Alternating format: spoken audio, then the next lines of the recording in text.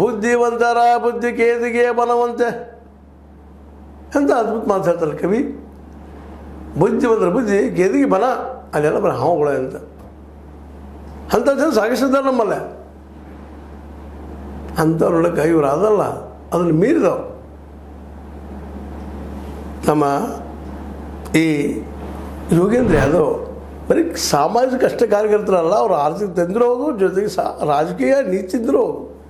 ಆದರೆ ಅವ್ರನ್ನ ಯಾರು ಗುರುತಿಸ್ತಾ ಇಲ್ಲ. ಒಂದು 25,000 ರೂಪಾಯಿನೂ ಬಹುಮಾನ ಕೊಡ್ತಾರೆ, ಬಹುಮಾನ ಪ್ರಶಸ್ತಿ ಪ್ರದಾನ ಮಾಡ್ತಾರೆ. ಅದಕ್ಕೆ BR ಪಾಟೀಲರು, BL ಶಂಕರ್ ಅವರು ಸಮಿತಿಯಲ್ಲಿದ್ದಾರೆ, ಅವ್ರು ಆಯ್ಕೆ ಮಾಡಿದ್ದಾರೆ. ಒಂದು 25,000 ರೂಪಾಯಿ. ಹಿಂಗಂದ್ರೆ ಇವತ್ತು ರಾಜಕಾರಣಿಗಳು ನಗುತ್ತಾರೆ, MLAಗಳು MP ಗಳು ಇವೆಲ್ಲ ನಗುತ್ತಾರೆ.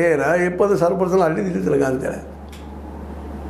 ಇದು 25,000 ಶ್ರಮವನ್ನು ಗುರುತಿಸಿ ಪಾಪ ಒಬ್ಬರೇನೋ ಗುರುತಿಸಿ ಕೊಡ್ತಾ ಇದ್ದಾರೆ. ಇಲ್ಲಿ ನಾ ಹೇಳೋ ಉದ್ದೇಶ ಏನಪ್ಪ ಅಂತಂದ್ರೆ, ಇವ್ರ ಪರಿಸ್ಥಿತಿ ಹಂತಕ್ಕೆ ಬಂದಿದ್ಬಿಟ್ಟದ. ಜನರಿಗೆ ಬರೋಕ್ಕೆ ಆಗೋದೇ ಇಲ್ಲ. ಮತ್ತು ಹೆಚ್ಚಿಗೆ ನೀವು ನೋಡಿದ್ರಿ ಪಾದಯಾತ್ರೆ ಹೆಚ್ಚಿಗೆ ಪ್ರಚಾರ ಆದವ್ರು ಯಾರು? ರಾಹುಲ್ ಗಾಂಧಿ ಅವರ.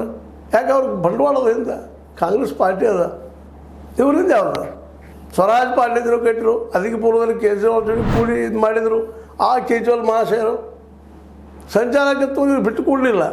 ಹೋಗಲಿ ಕಡೆಗೆ ಮುಖ್ಯಮಂತ್ರಿ ಮಾಡ್ಬೇಕಾದ್ರೆ ಜನ ಆದ್ಮೇಲೆ 2 ದನ ಅಂತೇಳಿ ಒಬ್ಬ ಡಿಕ್ಟೇಟರ್ ಆಗಿಬಿಟ್ಟ ಮನುಷ್ಯ. ಇವರು ಮೇಧಾ ಪಾಟ್ಕರ್ ಅಂತ ಹೋರಾಟಗಾರ್ತಿಯರ ಮಗಳು, ಅದ್ಭುತ ಹೋರಾಟಗಾರ. ಪಾಪ ಅವ್ರಿಗೆ ಬದುಕಿ ಸೇರ್ತಾರೆ. ವಯಸ್ಸು ಯಾರು ಮಾಡಿದ್ರಿ? ನಾಳೆ ಇದನ್ನೆಲ್ಲ ನೆನೆಸ್ಕೊಂಡಾಗ ದೇವ್ರ ಮಾದೇವ ಅಂತ ಒಳ್ಳೆ ಚಿಂತಕರಿರ್ತಾರೆ ಕರ್ನಾಟಕದಲ್ಲಿ. ಮುಂದೆ ಹಿರೇಮಠ ಅಂತೇಳಿ ಅದ್ಭುತವಾದಂಥ ಕಾಳಜಿ ತಿಂತವ್ರು, ಸಮಾಜ ಪರ ಕಾಳಜಿ ತಿಂತವ್ರು. ಸಮಾಜ ಪರಿವರ್ತನಾ ಸಂಗತಿ ಏನೋ ಮಾಡ್ಕೊಂಡಿದ್ದಾರೆ, ಸಮಿತಿ ಮಾಡ್ಕೊಂಡು ಅವ್ರು ಹೋರಾಟ ಮಾಡ್ತಾ ಇರ್ತಾರೆ ನಿರಂತರ. ಇಂಥವ್ರು ನಮ್ಮ ಕೈಗೆ ಯಾರೂ ಕಾಣೋದೇ ಇಲ್ಲ ಇವರು. ಹೀಗಾಗಿ ಒಳ್ಳೆಯ ಒಂದು ಪರಿಚಯ ನಿಮಗೆ ಮಾಡಿಸ್ಬೇಕಾಗಿದೆ ಮತದಾರರಿಗೆ. ಇಂಥವ್ರು ಹುಡುಕಾಡಿ ಆರಿಸ್ಬೇಕಾಗಿದೆ ನಾವೆಲ್ಲರೂ ಕೂಡ. ಅಂದಾಗ ಮುಂದಿನ ದಿನಗಳಲ್ಲೇ ಇಂಥವ್ರ ಅವಕಾಶಕ್ಕಾಗಿ ಮಾತ್ರ ನಮ್ಮ ಗುಡ್ಡಗಳು ಉಳಿಯೋಕ್ಕೆ ಸಾಧ್ಯದ, ನಮ್ಮ ಖನಿಜ ಉಳಿಯೋಕ್ಕೆ ಸಾಧ್ಯದ, ನಮ್ಮ ಅನೇಕ ವಸ್ತುಗಳು ಮತ್ತು ಆಡಳಿತದಲ್ಲೇ ಪ್ರಾಮಾಣಿಕತೆ ಬರಲಿಕ್ಕೆ ಸಾಧ್ಯದ, ಅಪ್ರಾಮಾಣಿಕ ಬಂದು ಸೇರುವಂಥದ್ದು ಕಡಿಮೆ ಆಗ್ತದೆ. ಇದು ಇಂಥವ್ರನ್ನ ಆಯ್ಕೆ ಮಾಡೋದು ನಮ್ಮಲ್ಲದ.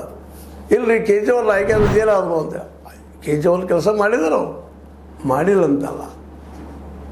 ಇವತ್ತಿಗೂ ಈ ದೇಶದ ಹೆಚ್ಚು ಕಡಿಮೆ ಎಲ್ಲ ಮುಖ್ಯಮಂತ್ರಿಗಳಿಗಿಂತಲೂ ಹೆಚ್ಚು ಕಡಿಮೆ ಎಲ್ಲ ಮುಖ್ಯಮಂತ್ರಿಗಳಿಗಿಂತಲೂ ಒಳ್ಳೆಯ ಆಡಳಿತ ಕೊಟ್ಟೋಗ್ಯಾರ, ಪ್ರಾಮಾಣಿಕ ಆಡಳಿತ ಕೊಟ್ಟೋಗ್ಯಾರ. ಅದು ಏನೋ ಕಲಂಕ ಬಂದು ಹತ್ತೋದಿಲ್ಲ ಅಂತಲ್ಲ, ಕಲಂಕ ಬಂದು ಹತ್ತೋದು ಇಲ್ಲಂತಲ್ಲ. ಆದ್ರೆ